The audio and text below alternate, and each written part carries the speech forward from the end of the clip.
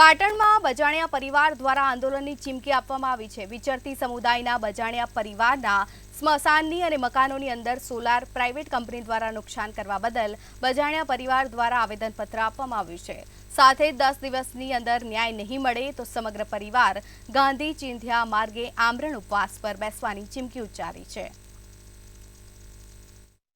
અમારે જે સ્મશાન ભૂમિમાં થોડુંક દબાણ હોવાથી સોલારના કારણે દબાણ હોવાથી અમારે જે વાયર અંદર નાખવાથી અમને અડચણ થવા ખાતર અમે અરજીપત્ર મોકલી છે।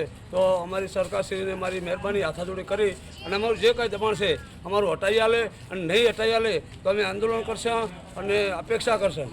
વિધિમાં અમારે દફન વિધિ કરવામાં આવે છે તો આ કેબલ અંદર નાખ્યો છે તો અમે જ્યારે દફન વિધિ કરતી વખતે જ્યારે અંદર ખોદકામ કરીએ તો કેબલની અંદર કદાચ કોદાળી કે અડી જાય તો કેટલાને નુકસાન પહોંચે અને તરત અમારા લોકોને અર્થિંગ લાગે ત્યારે કેટલી સમાજ હોય તો તમામને નુકસાન પહોંચે।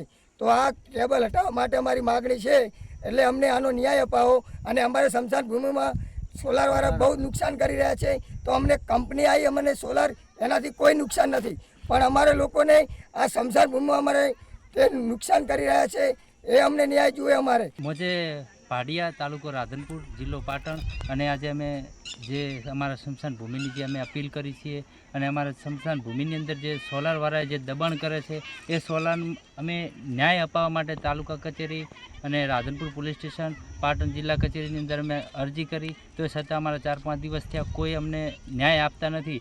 અમારા જે સ્મશાન ભૂમિની અંદર જે દફન વિધિ કરેલી હતી એ ખોદકામ કરી અને હાડપિંજર બધા બહાર કાઢી અને રાતોરાત કેબલ નખાવડાયો છે, તેનો અમને ન્યાય અપાવો।